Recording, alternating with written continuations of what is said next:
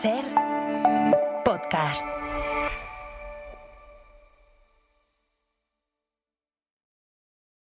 El precio de la vivienda se dispara un 12,2% en el primer trimestre, su mayor alza en 18 años. Los precios de compra-venta acumulan 44 trimestres seguidos de aumentos interanuales. Los datos que señalan que vamos a una economía de herederos, como la de principios del siglo XX, el peso de las herencias de viviendas y del resto de inmuebles en el PIB de España alcanza máximos no vistos desde la Primera Guerra Mundial. Noticia de 2024. Casi 448.000 casas vacías en España. El número aumenta por primera vez en 14 años. Jóvenes en casa de los padres. La emancipación juvenil cae al 14% por el alto precio de la vivienda. Los inquilinos en Madrid y en Barcelona están en riesgo de precariedad habitacional al dedicar el 71% del sueldo al alquiler. Bruselas reclama a España más impuestos y vivienda asequible. Bueno, son unas cuantas noticias de este año, del año pasado, que yo creo que justifican poder decir hoy, en hora 20 y pico, ministra de Vivienda, bienvenida. ¿Qué tal? Muy buenas.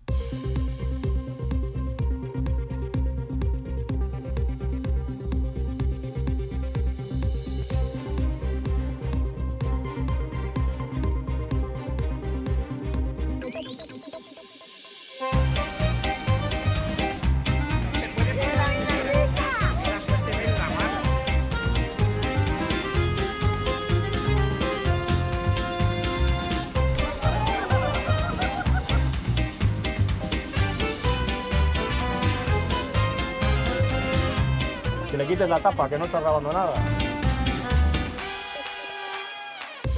Muchas gracias por venir. Nada, aquí para explicarnos y aportar luz a toda esa gente que sufre esa realidad. Claro, ahora luego por edición meteremos lo típico que van entrando así titulares de todo esto que he dicho y me van tapando y tal. Son solo unos pocos de los que hemos dicho en este programa, porque es un no parar. O sea, ahora mismo, ¿te puedo tutear? Según, claro, sin duda. Ahora mismo tu ministerio es el tema. Es el tema porque es lo que más importa a la gente y ahí está la responsabilidad de este gobierno, que ha querido también tenerlo como su prioridad más absoluta. La creación del ministerio no es casual, este es un ministerio recurrente. Yo, que soy manchega, digo que es un poco como los ojos del Guadiana, y lo que espero y deseo es que ahora que hemos conseguido darle forma y de verdad estar transformando esta política en una política integral de país, que se quede para siempre, para resolver el problema de hoy, de quienes lo sufren hoy, pero también del de mañana, del de nuestros hijos, del de tu sobrina, del de la generación que ha de llegar, y que tenemos que conseguir que este problema deje de ser un problema. Porque el problema de la vivienda fue un problema para mi generación en la anterior crisis económica, lo fue para la generación de mis padres con altos tipos, lo fue para la generación de mis abuelos también, anclada en el inclinato y en los propietarios abusivos de entonces. Y por tanto lo que tenemos que conseguir de esta forma y en este momento es que este gobierno, que ha sido capaz de superar grandes problemas estructurales de este país, como la precariedad laboral, los bajos salarios o incluso el cuestionamiento de las pensiones públicas, dé respuesta a este problema, pero no solo para hoy. Mi ambición no es solo para hoy, sino para siempre. Y bueno, ¿es fácil? No, es muy complicado. ¿Tenemos capacidad de hacerlo? Sin ninguna duda. Este país ha hecho cosas muy difíciles y yo creo que si nos ponemos todos a una vamos a ser capaces de conseguirlo, y desde luego nosotros nos vamos a dejar la piel en ello. Mira, ya que hablabas de cómo lo tuvo tu generación, cómo lo tuvo la generación anterior, cómo lo va a tener esta generación, hay una sensación entre la gente joven de que los boomers ahora mismo son una clase privilegiada que pudieron comprar viviendas por 8 millones de pesetas y que acaparan todo el mercado y que son grandes rentistas y demás. Es decir, se está dando también una guerra intergeneracional a raíz del problema de la vivienda. Bueno, yo creo que en torno a este problema, como en casi todo en la actualidad, se busca siempre la confrontación. La confrontación inquilinos-propietarios, la confrontación padre-hijos o incluso abuelos. Y yo lo que digo como ministra de Vivienda es que las soluciones no están en confrontar, sino en colaborar, en cooperar y en trabajar todos juntos. Porque la solución a este problema no es sencilla. Y quien salga hoy a la calle y diga que esto es fácil, está engañando a quien se lo esté contando. Porque es un problema de difícil solución, es un problema que afecta a distintos sectores, a distintos operadores, en el que tienen que confluir muchas cosas para que salga bien. Y yo creo que la tarea más importante que tenemos por delante es ponernos de acuerdo todos a una. Y yo tengo que decir que en este tiempo como ministra, en este año y medio como ministra, percibo que ya somos una gran mayoría los que tenemos claro hacia dónde transitar. Y tenemos que ir a hacer más vivienda, porque tenemos más población, más hogares y una ausencia de vivienda en los últimos años, que hay que recrecer esa oferta para atender la alta demanda de vivienda. Claramente esto no se discute hoy, en otros momentos se podría discutir. Tenemos que hacerlo interviniendo el mercado. Esto sin regulación es el mercado de la selva, es sálvese quien pueda, y está claro que esto no se puede sostener socialmente con todos los esfuerzos que hemos hecho en materia de garantías de rentas, con salarios mínimos, con ingresos mínimo vital, con pensiones. Esto se lo come el alquiler y por tanto tenemos que actuar con regulación, ya sea en los alquileres turísticos, en el fraude de temporada o en organizar de manera distinta las rentas y los contratos de alquiler. Y tenemos que ir a ayudar hasta que esté consolidado esos otros pilares a las personas que más lo necesitan, fundamentalmente a esos jóvenes que hoy miran de esa forma a las generaciones que le precedieron. Pero sin duda, en la confrontación no está la solución. ¿Por qué no se limita el precio de la vivienda, tanto en la compra como en el alquiler? Bueno, hoy ya está limitado en alquiler. El problema, en esa complejidad que yo le decía, o que te decía, el problema es que hay quien decide que no quiere limitar. Y yo lo que quiero aprovechar estos micrófonos es para que la gente se entere claramente que hoy en España ya se están limitando alquileres. Si hoy vamos a Barcelona y hay un propietario que no quiere renovar el contrato a su inquilino, el otro día una compañera suya de profesión me lo trasladaba en la conferencia de presidentes en Barcelona, va a cumplir su contrato del alquiler, ese propietario no podrá buscar un inquilino y subirle 300, 400 euros el precio del alquiler, porque está limitado el alquiler. Aquí en Madrid, ley de la selva. Mañana te cierran tu contrato, desapareces como inquilino de ese propietario y buscan a otro mejor postor y, por tanto, ahí está la tensión. Esto es lo que creo que es importante que la ciudadanía sepa para exigir esas responsabilidades políticas, porque hoy es posible y, sobre todo, afortunadamente ya ha pasado un año, hemos demostrado que limitando estamos bajando los precios.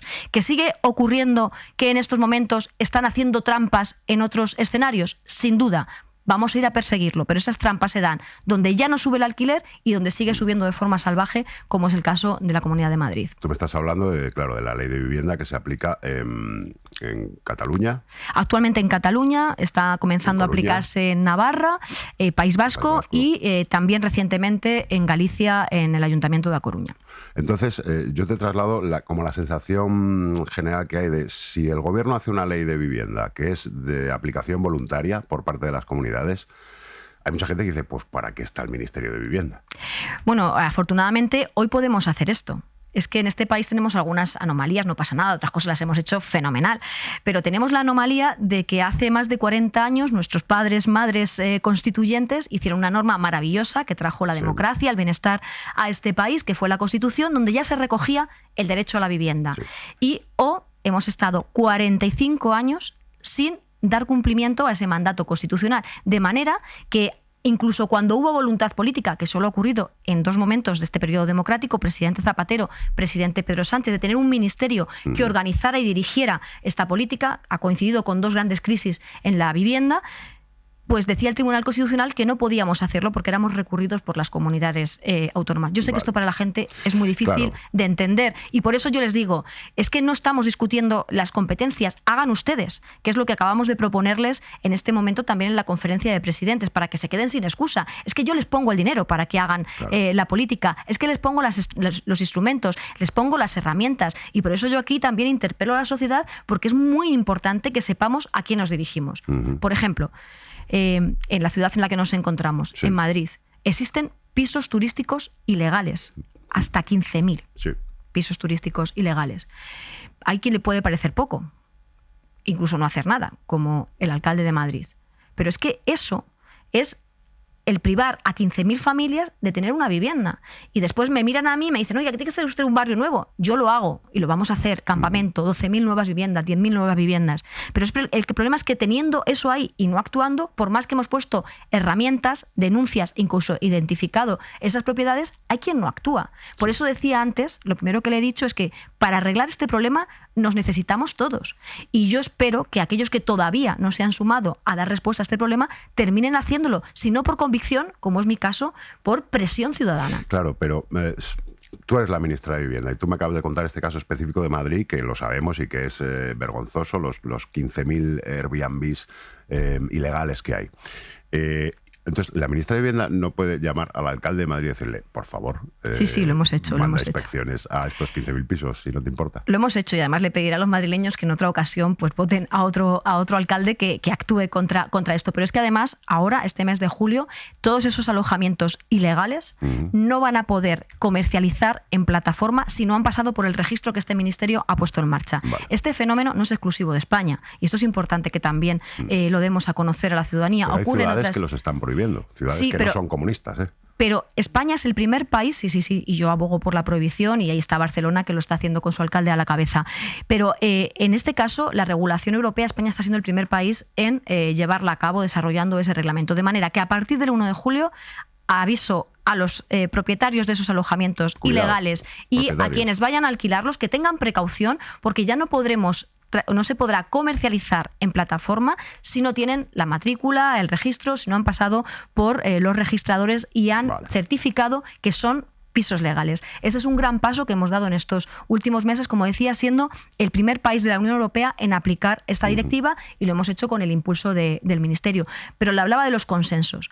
Cuando hace un año, en el mes de mayo del año pasado, yo llevé este asunto a una reunión con las comunidades autónomas y después con los ayuntamientos en la FEM, me dijeron, ¿dónde va usted? Si usted es la de vivienda, no es la de turismo. Y ya le dije, claro, es que esto está interfiriendo en el derecho de acceso a la vivienda, por eso yo quiero actuar y regular en esta dirección. Y hoy, los mismos que entonces me decían, ¿dónde va usted? Algunos alcaldes del Partido Popular, algunos presidentes de comunidades autónomas, ya están tomando nota.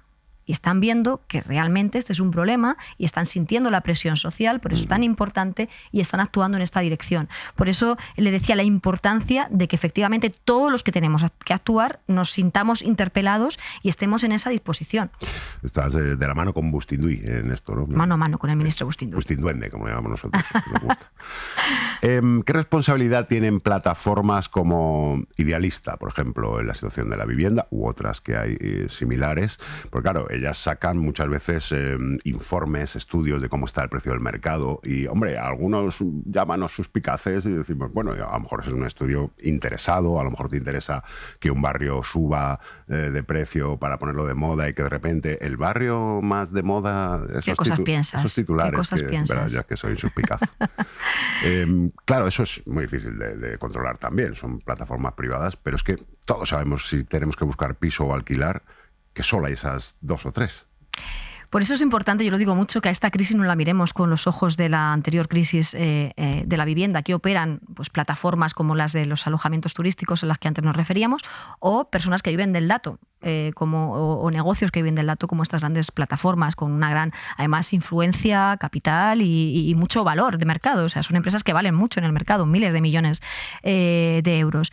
Y aquí también hemos hecho un trabajo que merecería la pena que siguiéramos profundizando en él y forma parte de las reivindicaciones que junto con dar más dinero para hacer más vivienda llevamos la semana pasada a todos los presidentes autonómicos. Y es que los datos sean públicos para servir al interés general. Porque claramente, y no lo cuestiono, si tú eres una empresa privada que manejas datos, lo manejas para tu negocio, no para el interés general, aunque también estaría bien que pusieran el ojo en el interés general.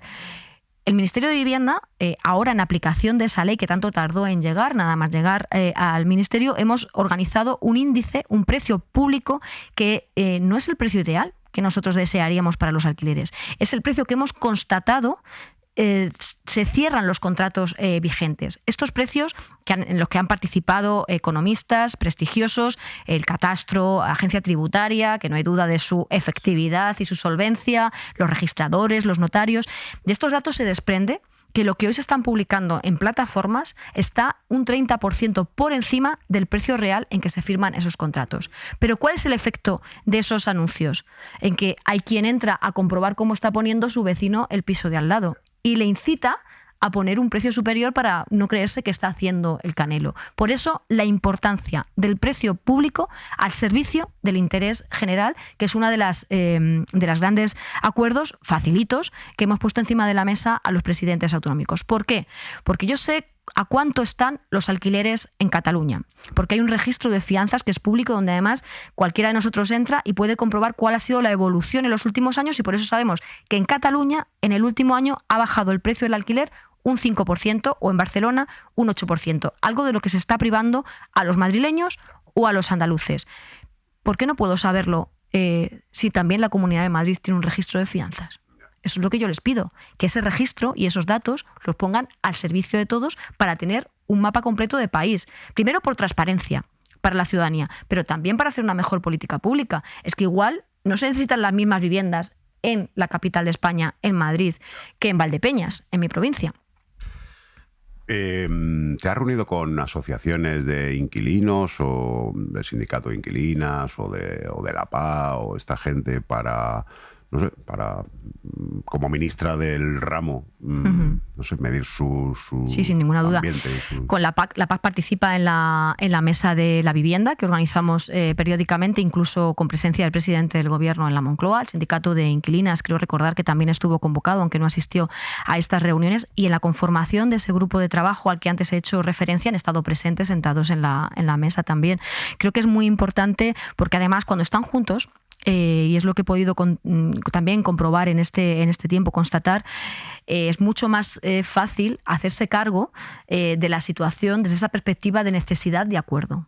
Creo que en esta política es muy importante desprendernos de los dogmas para conseguir el efecto que queremos conseguir, es que bajen los alquileres, que la gente deje de estar atrapada y que consigamos que en un futuro más reciente se pueda tener ese parque público de vivienda que ansía el gobierno y, por tanto, dar esa estabilidad a la ciudadanía con una infraestructura de carácter público. Al final estamos cambiando casi la mentalidad del concepto de lo que ha sido la vivienda para nuestros padres o para nuestros abuelos. Es pasar de ser un bien de mercado a ser un derecho y, por tanto, protegerlo como protegemos la educación o protegemos la sanidad.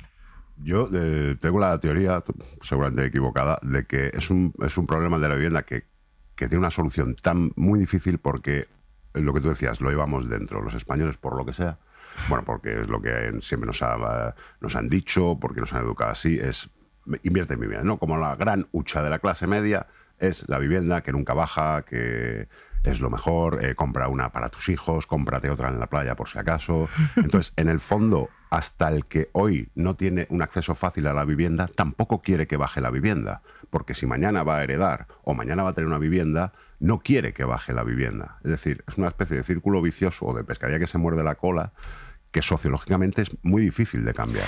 Por eso yo creo que lo más importante que estamos haciendo y que aparece así reflejado en la Ley de Vivienda y que ha sido así ratificado por el Tribunal Constitucional, que esto puede parecer a quien nos escuche un lío, pero que se necesitan de esos anclajes jurídicos para pisar firme y para no dar ningún patinazo, que se entienda que esto es un derecho y que hay que proteger el bien social frente al bien del mercado, porque también la propiedad es un derecho constitucional. Pero cuando dos derechos constitucionales, el de la libertad de expresión con el derecho a la opinión o el derecho a la libertad de sentimiento están afectados, tú tienes que preservar uno de otro, el derecho al honor con la libertad de opinión.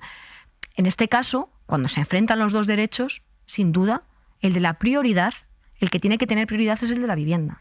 Entre otras cosas, porque es el que ampara, el que da paraguas a otros derechos. Sí, el otro día en Barcelona, cuando estábamos en la conferencia, pasé por delante de un colegio que tenía una pancarta en la puerta y no tenía que ver con el derecho a la educación, que es fundamental, importantísimo, ni con el acceso a las becas. Decía, si no tenemos vivienda, no podemos estudiar. Claro. Entonces, yo creo que quizás en aquel momento, cuando se redactó la Constitución, como había otras prioridades como esa, entonces la educación no era universal, no teníamos el sistema sanitario que hoy tenemos, se priorizó estos derechos frente a otro que era al final el paraguas de todos ellos. Y por tanto el gran cambio que se está produciendo en estos momentos y que está liderando este gobierno es el cambio conceptual de la vivienda como derecho. Claro, pero ¿cómo hacemos para que lo que ahora mismo es un negocio sea un derecho? Pues con algunos cambios estructurales, pero que vamos moviendo el transatlántico. Esto es un barco muy grande que iba en una dirección y que lo estamos orientando, que era la del mercado, y lo estamos orientando en otra, que es la del derecho. ¿En este país nuestros padres, nuestros abuelos no hicieron nada en políticas públicas de vivienda? Sí, se construyeron 2,5 millones de VPOs. Que luego pasaron a manos... 2,5 millones. Si hoy tuviéramos ese parque, no tendríamos este problema, porque sería en semejanza a lo que tienen otros países de nuestro entorno, donde existe el problema con otras aristas. El problema es que lo hemos descapitalizado, en algunos casos no en el extremo de Ana Botella para entregárselo a los fondos buitre, pero en forma de descalificación y enriquecimiento para esas familias. ¿Cómo está reconduciendo el barco el gobierno en esa dirección? Protección permanente. Lo que construyamos hoy Es para hoy, para mañana y para pasado mañana. Y quien se niegue a hacer esto no tendrá recursos de todos, porque el dinero público no llueve, sale de los bolsillos de los españoles. Y lo queremos dirigir a esto, donde además existe un consenso social amplio. Cuando le preguntamos a la gente, da igual que vote al PP o que vote a otras orientaciones políticas, en su mayor parte ya avalan esta tesis. Y yo lo que espero es que los presidentes de comunidades autónomas que todavía no han dicho sí a esto, digan sí. También depende de las comunidades autónomas. Sí, porque esto estaba en la ley de vivienda. Era uno. Se hacía, de hecho, claro. Euskadi es una comunidad autónoma que lo tiene desde el año 2002 y por eso cuenta con un mayor parque. Está muy avanzado también en las Islas Baleares, recientemente siendo Francina Mergol su presidenta. Otras comunidades como Navarra y otras, Cataluña en algunos ámbitos, y otras están dando pasos en esa dirección. Pero cuando hablaba de la complejidad, fíjense que tardamos 45 años en escribir esto, la ley de vivienda, y ahí aparecía un precepto que decía que la vivienda formaba parte de manera permanente de su protección. Y ha sido el único aspecto en el que el tribunal nos ha dicho, oye, estas instituciones que son más próximas al ciudadano tienen que poder fijar esos requisitos. Perfecto, yo lo respeto al tribunal. Ahora bien, les digo, aunque eso sea así y lo tengas que regular tú, yo digo que en interés de país, para desembolsar ahí el dinero público, exijo que esa protección sea permanente. Hablabas antes de BlackRock, de estos fondos que llegan y de repente compran un edificio en uno de esos barrios de moda con inquilinos de toda la vida, a los que expulsan o se ven obligados a irse. Y de repente pues montan allí seguramente apartamentos turísticos. Esto de verdad no se puede impedir de alguna manera que vengan fondos de inversión y compren a cholón edificios enteros, con todo lo que eso, voy a decir, jode al barrio. Sin ninguna duda. El problema de la vivienda, desde luego, afecta íntimamente a quien no tiene ese derecho, pero este tipo de crecimiento económico en torno a este turismo depredador es que está acabando con las ciudades. Es que una ciudad deja de ser una ciudad si no tiene vecinos. Es otra cosa. Pues un parque temático, puede ser un centro turístico, pero no es una ciudad. Si en sus parques no juegan los niños y en sus calles no pasean las personas mayores, si no hay una tienda de barrio a la que recurrir habitualmente, o cuando surge una emergencia, que es cuando nos acordamos de ellas. Por tanto, Por no hablar, perdona, es que me acaba de venir de los bajos, lo que está pasando con los bajos. Sin ninguna duda.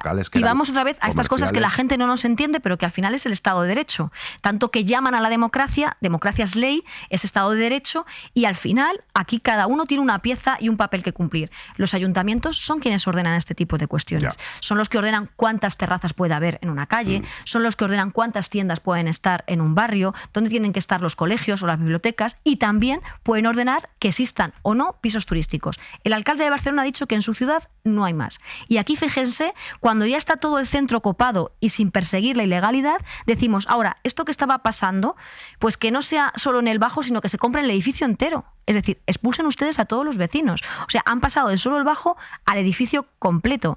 Y han pasado de solo en el centro a llévense ustedes esto a otros barrios, a agrandar el problema. ¿Qué ha hecho el Ministerio y el Gobierno? Empoderar a las comunidades de vecinos, y lo hemos conseguido, porque hemos dicho, ya usted en mi comunidad no podrá poner este negocio si yo no le doy la aprobación. Eso es lo que estaba en nuestras manos. Hemos puesto este registro para que, oiga, usted se le acabó el chollo y no podrá comercializar en plataformas Airbnb, Booking u otras, porque si no tienen la matrícula, usted no puede conducir, en este caso no puede operar. Y vamos a aplicarles además lo que corresponde, que es el IVA como actividad económica. Eso está en la proposición de ley que acabamos de hacer. En el caso de las inversiones, es que en este país, en la anterior crisis, para recuperar al sector, el gobierno de Rajoy pues pensó que era bueno llamar a los inversores extranjeros dándole la nacionalidad. Es decir, otorgándoles un derecho. Con eso hemos acabado. Es lo que se conocía como Golden Visa. Y ahora decimos, oiga, si usted es un extranjero que aquí no quiere venir a vivir, sino que lo que quiere es invertir para hacer negocio, lo siento. Pero entre hacer negocio y vivir, y por tanto vamos a agravar hasta un 100% esas compras para de esa manera disuasoria y cumpliendo al tiempo los mandatos y los tratados internacionales, ir resolviendo ese problema. Tengo una pregunta para ti, pero no te lo voy a hacer yo. Te lo va a hacer la presidenta del sindicato de inquilinas, de la que hablábamos antes. Creo que la tenemos por ahí. 9 de cada 10 inquilinas tenemos un contrato temporal. Es decir, que cada 5 años nos enfrentamos a una posible expulsión o subida de alquiler que no nos deja proyectarnos a futuro ni planificar nuestra vida. Todos los meses vemos cómo siguen subiendo los alquileres a máximos históricos, mientras los caseros esperan con ansias ese final de contrato para seguir expulsándonos por puro lucro y especulación. Las personas que vivimos de alquiler simplemente queremos una cosa muy fácil: estabilidad y poder vivir tranquilas. Algo que se puede conseguir de forma muy fácil y muy rápida con eso mismo que su partido se cargó en 1985.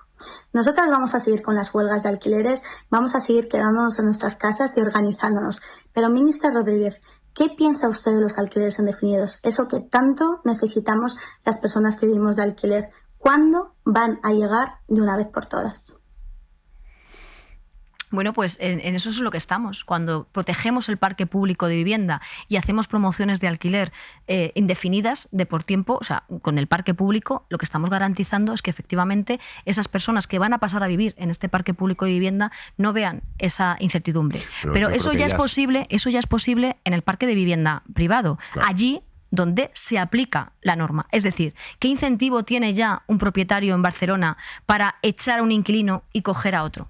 Ninguno, porque no podrá subir el precio del alquiler por encima del tope que hemos puesto. El problema es que en Madrid sí tiene. Por eso yo valoro y aplaudo a todos los movimientos sociales que buscan de las administraciones públicas este compromiso, que es el mismo que ellos persiguen. Yo, como ministra de Vivienda, lo que quiero es que el vivir en alquiler o en propiedad no condicione la tenencia del hogar. Es decir, indefinido... que tú, en tu vivienda, sientas tu hogar, independientemente de que lo que pagas es una hipoteca o lo que pagas es un alquiler. ¿El alquiler indefinido está incluido en la ley de vivienda? No. No, porque lo que decía antes, y yo no estaba en los debates de esa norma, cuando se aprobó en este país había que conciliar esos dos derechos constitucionales claramente con una priorización del derecho a la vivienda, ¿no? Que fue lo que se hizo, y de manera, si me permite, de hecho, con esta regulación ya no sucedería esa incertidumbre a la que hacía referencia esta mujer. ¿Por qué? Porque si tú no tienes un incentivo a cambiar de inquilino, lo lógico es que continúes con la persona que en ese momento está en tu vivienda, porque no hay una razón para dejar de ser.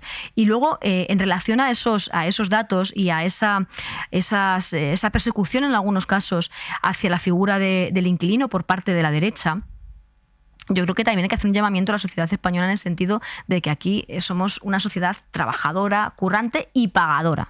Que la morosidad en la vivienda, tanto en propiedad como en alquiler, y ahí están los datos oficiales, es anecdótica en nuestro país. Que la gente paga antes su hipoteca o la renta del alquiler que en algunos casos la propia alimentación o la vestimenta. Por tanto, yo creo que lo que tenemos que poner el acento y llamar la atención es sobre esto, para dar las garantías y la seguridad que permitan que se concilien esas vidas para que todos podamos tener esa tranquilidad. Yo a veces me pregunto qué hago aquí pudiendo ser yo rentista, que es una cosa que en España pues no es muy difícil de ser, la verdad. Entre que heredas lo del abuelo, de que te cae lo del padre. Pero porque somos de una generación, claro, es que ya nos hemos hecho mayores. Sí, hombre, ¿qué me vas a contar? Y tú a lo mejor te has comprado uno y no sé qué, y dices, pongo esto en alquiler, si encima es en Madrid, pues lo saco por habitaciones a 600 euros la habitación, que se está pagando en muchos sitios y más. Hay demasiados rentistas en España. Esto es no se puede gravar con impuestos de alguna manera. Yo no digo que si tú quieres tener 10 viviendas y las quieres alquilar y vivir de eso, no lo puedas hacer. Pero, hombre, que contribuyas con ello. Tendrás que contribuir con impuestos, ¿no? Pues precisamente la última iniciativa que registramos en el Congreso de los Diputados va de esto, va de que se pueda gravar, que se deba gravar en IRPF las segundas residencias, las segundas viviendas, y sobre todo se trata de movilizar esas viviendas vacías que en algún número de titular me indicabas al principio. Pero diría más, es que eso ya se podría estar haciendo. Aquí me encanta cuando todos miran hacia atrás a ver quién tiene que hacer. Pero oiga, se ha preguntado usted, ¿no? El clásico, ¿qué puedes hacer tú? Es que hoy todos los alcaldes de España tienen en su mano la posibilidad de cargar el IBI de viviendas vacías.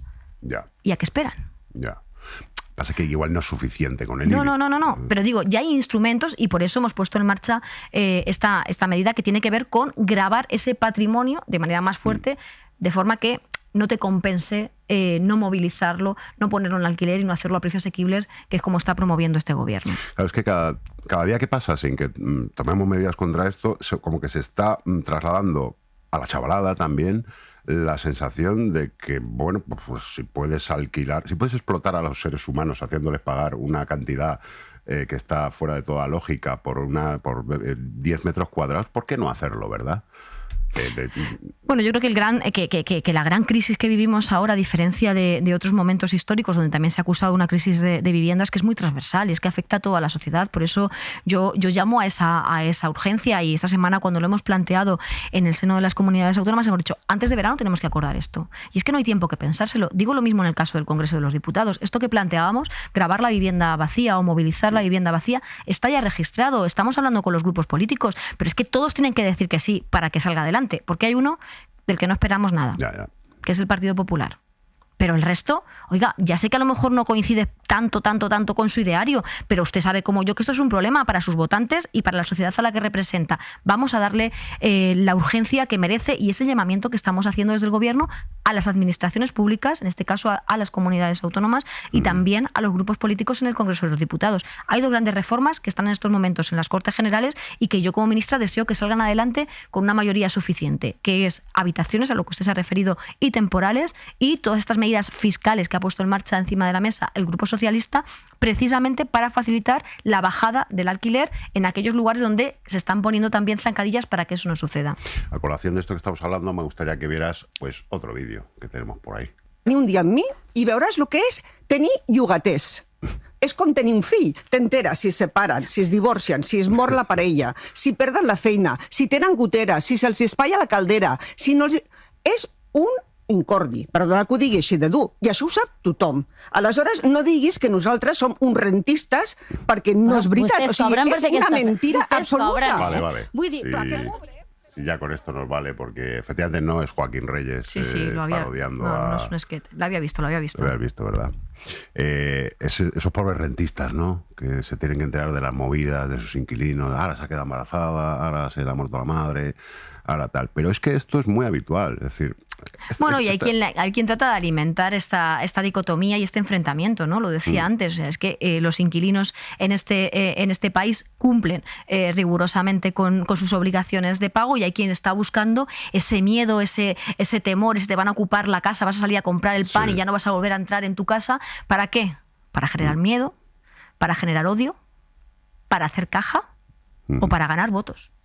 Y yo creo que eso también somos responsables en combatirlo. Desde luego, yo ahí también no dudo ni un momento en lanzarme a evitar que eso ocupe el papel que tiene que tener en la atención pública y en la atención política el principal problema. ¿Qué no va de esto? Va de acceso a la vivienda y de garantizarlo desde las administraciones públicas. Claro, que muchas veces no somos... Porque el problema de nuestro parque de vivienda es que no contamos con ese parque público y por tanto contamos con mujeres como estas, pues que son las que tienen la vivienda. No, ahí es cuando sale el comunista. El problema es si luego lo tenemos que pagar, pues si hay 400... porque todavía estamos pagando las viviendas de Rajoy, que yo creo que es la secuela más dramática, ¿no? De aquella crisis que fue echar a la gente de sus casas y quedarnos con la deuda del país, que es la Sareb. Y ahora nosotros esas viviendas las vamos a poner de nuevo para la gente. Claro, la Sareb, ¿cuántas viviendas tiene la Sareb? Pues la Sareb, a veces es que hay que buscarlas con lazo, porque claro, era todo un conglomerado donde el papel principal o el protagonismo principal e incluso el número principal de accionistas estaba en manos privadas. Una de las primeras cosas que hizo este gobierno en la anterior legislatura es conseguir la mayoría del accionariado para poder dirigir a la sociedad hacia donde nosotros queremos dirigirla, que es hacia el alquiler social, y que esas viviendas vayan al parque público de vivienda. En estos momentos nos encontramos justo en esos trabajos. En este mes de junio va a finalizar. Sí, tenemos entre suelos y viviendas, hay en torno a 40.000, 50.000 viviendas, porque los suelos dependen del urbanismo de cada ciudad, y todo ese patrimonio que otros decidieron que lo iban a vender para pagar las deudas de aquellos que habían echado a la calle y para que los de siempre sigan ganando, nosotros los vamos a poner directamente en el parque público de vivienda permanente, para que no haya nadie particular que pueda decir estas barbaridades. Yo estoy aquí para hacer demagogia. Vamos a ver, si hay 450.000 viviendas vacías, si con la Sareb tenéis otras 50.000, yo no digo que no se construya, que hay que construir evidentemente porque la población está creciendo. El caso de Madrid es increíble, son 100.000 habitantes nuevos al año, creo, eso no hay manera de absorber. Pero si hay tantas viviendas vacías y hay mecanismos por los cuales se podrían expropiar y poner en el parque público, ¿por qué no se hace? Bueno, porque las viviendas vacías ojalá estuvieran donde las necesitamos. En cualquier caso, este debate también me parece apasionante, y es que creo que tenemos que generar oportunidades de vida en otros territorios en nuestro país, y es lo que también está haciendo este gobierno, generar cohesión a través de la industria navalmoral de la Mata, donde se generarán nuevos proyectos vitales que no tengan que estar reducidos a la almendra o al área metropolitana de Cataluña, y donde la gente además incluso será más feliz, porque yo que estoy mucho más feliz en otros entornos. Entonces, esto es un trabajo que hay que hacer, que es mucho más estructural también y que lleva su tiempo, pero en cualquier caso hay que atender la demanda donde está, y lo que no puede darse en la circunstancia de que te diga, oye, no, tú te vas a vivir a 50, 60, 70 kilómetros donde tienes tu centro de trabajo. Hay que intentar que la gente no pierda tiempo de desplazamiento, a ver si nos vamos a ahorrar media hora de jornada laboral y vamos a tener que ganar media hora de coche para ir a trabajar. Entonces hemos hecho un pan como unas tortas. ¿Dónde están las viviendas vacías? Mayoritariamente en núcleos de población donde no existe la tensión de las grandes áreas urbanas o metropolitanas. En el caso de Madrid, recuerdo de memoria, creo que está en torno a un 6%, y ese parque de vivienda vacío del 6% seguramente no está en condiciones de habitabilidad. Por eso estamos trabajando también con mucha inversión en rehabilitar vivienda para que se ponga en alquiler asequible. Forma parte de ese paquete también de medidas fiscales, y de ese modo garantizar que efectivamente se están movilizando. Pero hoy, lamentablemente, donde más se precisan no están. Y luego hay un hecho que mencionabas bien y que no podemos obviar, y es el gran crecimiento demográfico que ha tenido nuestro país. Solo desde el COVID, que nos parece lejano, pero apenas hace 5 años, del año 21 a la actualidad, en este país se han generado 900.000 nuevos hogares. Veníamos de un periodo de conformación de viviendas, de construcción de viviendas de apenas 90.000. Ahora mismo estamos construyendo del entorno de las 120.000. Y yo creo que hay que mantener un ritmo de crucero que nos permita no irnos a una burbuja, pero sí atender la demanda suficiente, hacerlo en el menor tiempo posible. Se estima que necesitamos unas 400.000 nuevas viviendas para atender esta demanda, y yo creo que con el impulso de la inversión pública que estamos haciendo estamos apalancando ese crecimiento. Solo en los últimos años hemos pasado de un parque público de 2,5, que es nuestro gran déficit, a un parque de 3,4. ¿Es para tirar las campanas al vuelo? Evidentemente no. Tenemos que aspirar al menos a ese 9%, pero estamos viendo cómo los efectos de ese cambio de dirección del transatlántico está consiguiendo el efecto deseado. Claro, son cambios que para ver el resultado requiere años y años, y probablemente tú ya no seas ministra de Vivienda. Bueno, pero me daré por satisfecha si conseguimos ese cambio estructural de mentalidad y de que la política de vivienda conforme parte del estado del bienestar. Yo creo que el estado del bienestar no puede prescindir de una política pública de vivienda, o que la política de vivienda no puede ser la excepción del estado de bienestar. Pero incluso en los tiempos estamos dando pasos de gigantes. El otro día entregaba unas llaves, que es el momento más feliz de la ministra de Vivienda, cuando ya pasan a su vivienda a precio asequible las familias. Además son actos entrañables y emocionantes, y donde la construcción completa había durado 1 año. Claro. Donde antes tardábamos 18, 24 meses. Construir esos bloques en Cubelles completos, con alta eficiencia, calidad, habíamos tardado 1 año. El problema es que hoy otras administraciones que tienen que sí o sí dar esa autorización están tardando 1 año en dar licencias de obras. Entonces, por eso decía desde el principio, y reitero, ahora ya avanzada la entrevista, tan importante que todos vayamos en la misma dirección. Es mi ambición como ministra, y poco a poco lo vamos consiguiendo. Yo espero que cuando termine esta legislatura podamos ver ese resultado en forma de más viviendas terminadas, de más llaves entregadas, y de haber bajado la inflamación hasta que en 2-3 años más hayamos podido revertir ese déficit de 400.000 viviendas. Ahora que hablas de la entrega de llaves de pisos de protección oficial o asequibles, yo por favor pediría también a ayuntamientos cierta contención para no transformar eso en una especie de concurso humillante en los actos, digo, de entrega de llaves, que muchas veces tienen un... Sobre esto, yo con los que he participado son porque así lo quieren las autoridades locales, y lo hago con absoluto respeto a las personas que participan de ellos, sin olvidarme de todos los que se han quedado fuera. Claro.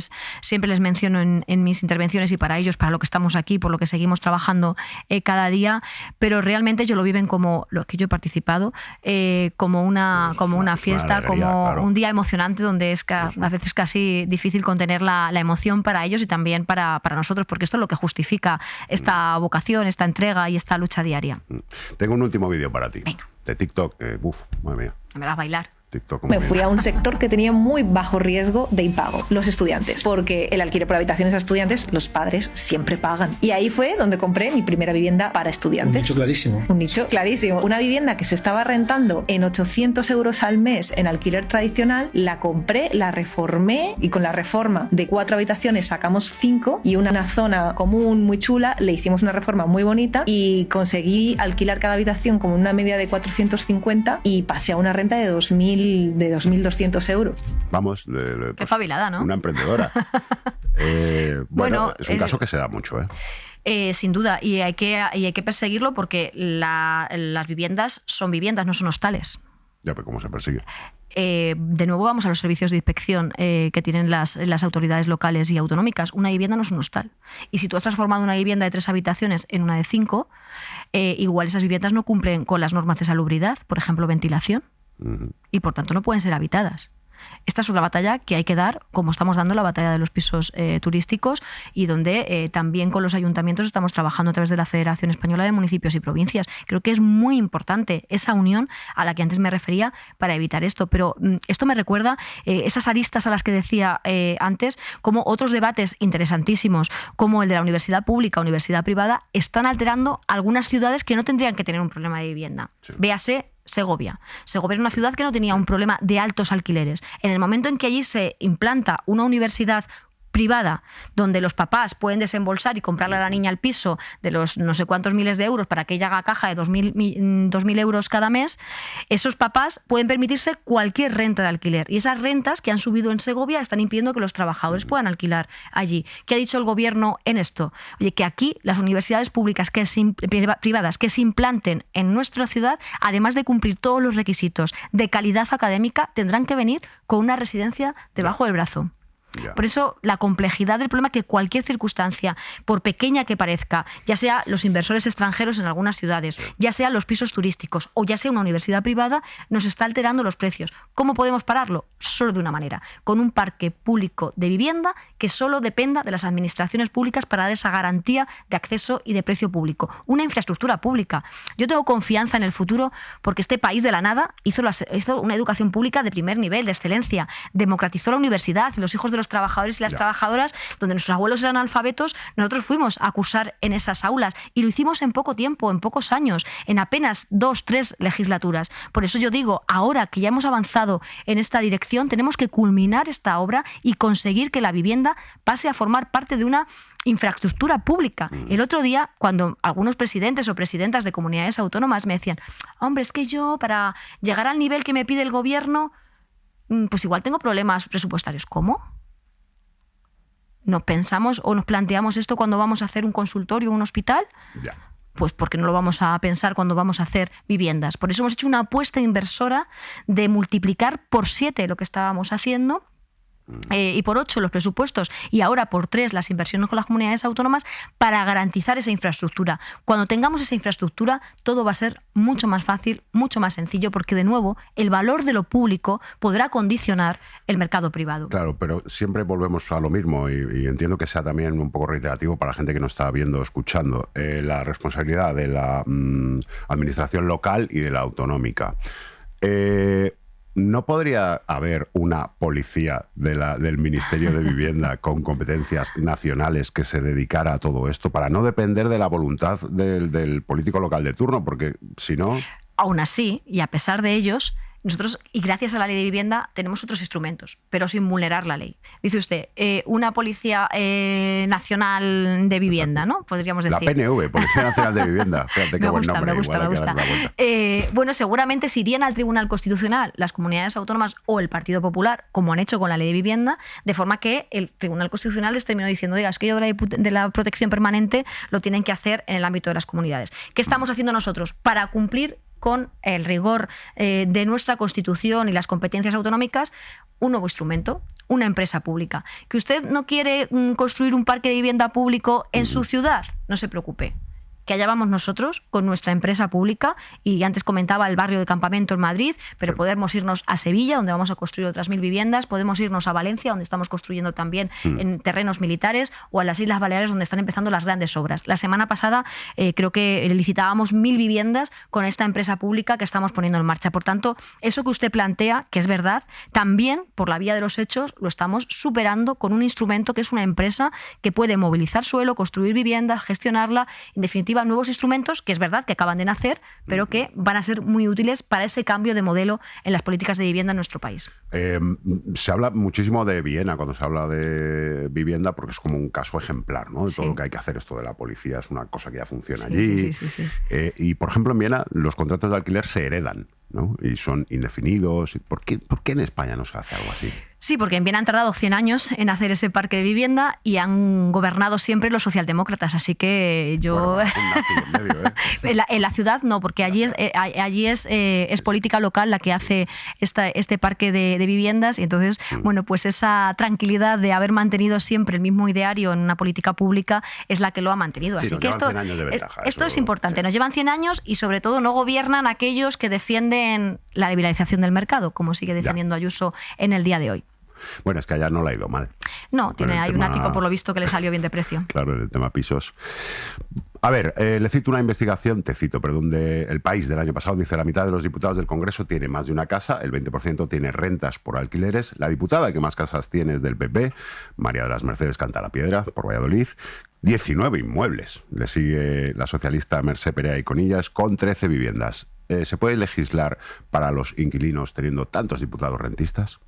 Bueno, creo que lo importante está en la convicción de las ideas, y estoy segura que las ideas de la diputada Mercè Perea nada tiene que ver con la diputada del Partido Popular, donde pueden estar defendiendo, como decía, como Ayuso, todavía la liberalización del suelo que nos trajo a la anterior crisis económica. Creo que es muy importante que en esta política sigamos liderándola desde las ideas de progreso, que han sido las que han desarrollado el estado del bienestar en nuestro país, por más que luego algunos se apuntaran al éxito, y yo estoy convencida que se terminarán apuntando al éxito cuando hayamos terminado la obra, como ahora se quieren apuntar a la educación pública, incluso a la sanidad, aunque han tratado de demonizarla desde dentro. Al final son las banderas que más enorgullecen a la sociedad española, y yo lo que espero y deseo es lograr finalizar esta obra para que luego no se puedan borrar. Y como decía antes, que esto ya no sean los ojos del Guadiana, sino una política estable y de futuro que dé tranquilidad a los españoles que tienen que conformar sus proyectos vitales en estos hogares. Luego es verdad que cuando llegan al poder no revierten las medidas que... No, las llevan al Constitucional, pero luego si eso se casan, ¿sabes? Entre ellos y estas cosas, sí, igual que llevaron la ley de matrimonio homosexual, ahora que vamos a entrar en el mes del orgullo. A mis guionistas no les hizo... No acabaron de entender tu comparación con los camareros de Málaga, los espetos... ¿A quién? A mis guionistas, que son gentuza. No acabaron de entender muy bien ahí qué querías decir. No sé si fue tu mejor momento. Bueno, yo creo que quizás esté sacado de contexto, y seguramente cambiarían de opinión si les cuento que esa universidad a la que accedí con becas y esfuerzo público, además tuve que completarla con salarios y con el refuerzo de acompañar a mi familia detrás de la barra del bar, y por tanto he servido muchos vinos con muchos torrendos y mucha carne con tomate y una tortilla riquísima que preparaba mi madre en el bar, y por tanto mi respeto más absoluto es que valoro mucho el trabajo de los camareros y las camareras, y en esa intervención lo que venía a decir es algo que acabo de compartir con ustedes, que uno no puede vivir a 3 horas, a 2 horas o a 1 hora de donde trabaja, sino que es necesario que viva al lado donde trabaja, porque si no, el tiempo que ahorramos en ir a trabajar, o sea, en recortar, en dedicarnos al trabajo, ahora con la reducción de jornada que plantea el gobierno, pues se vería condenado con un desplazamiento. Pero daba la sensación de que otra vez como anteponíamos al sacrosanto turismo, ¿no? No, al contrario, yo creo que he sido muy clara. O sea, yo creo que antes de que se pusieran pancartas en la calle diciendo que no quiero ciudades como parques temáticos, esta ministra, que no solo es de vivienda, sino también de agenda urbana, ya lo había dicho. En otro orden de cosas... Pero que yo les invito a un vino, a un espeto, a una caña o a lo que haga falta. Pues se dejan comprar por menos de eso, o sea que no... Me han contado que el Ministerio de Vivienda también lleva las propuestas para resignificar el Valle de Esto te gusta. Cuelgamuros. Confiesa, te Estoy gusta. a tiempo de presentar una idea que tengo. Sí, vamos a ampliar el plazo 15 días, porque hay unos señores que han decidido recurrirlo y hay mucho interés, además incluso Yo tengo una idea magnífica. internacional para hacer estas propuestas, porque conviene que este proyecto tenga esa ambición internacional, porque hay grandes proyectos de dignificación de memoria en otros lugares del mundo y queremos que el nuestro esté a la altura de los mejores, así que si te lanzas, oye, pues podemos valorarlo. Yo lanzo y me lanzo las dos cosas. ¿Que has tenido también algún problemilla con abogados cristianos? Pues Sí, andan ahí recurriendo. Qué raro, esta gente. Bueno, hay algunos resentidos, ¿no? Y nostálgicos de ese pasado gris. Yo creo que España es mucho más multicolor de Pero lo que tampoco ellos. podemos hacer Francolandia ahí, ¿no? O sea, quiero decir, sería Lo vamos a dignificar mucho. un centro de interpretación de lo que pasó. Dignidad Vale. para las víctimas.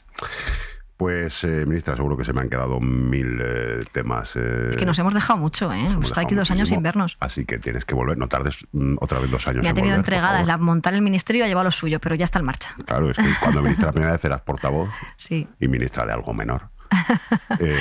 Y De las comunidades autónomas que tanto ahora me dan guerra, ¿eh? Claro, bien, por eso las conoces también, ¿no? Así que nada, espero que no tarde 2 años y que si quieres nos emplazamos ya a la temporada que viene, si es que renovamos, que tampoco...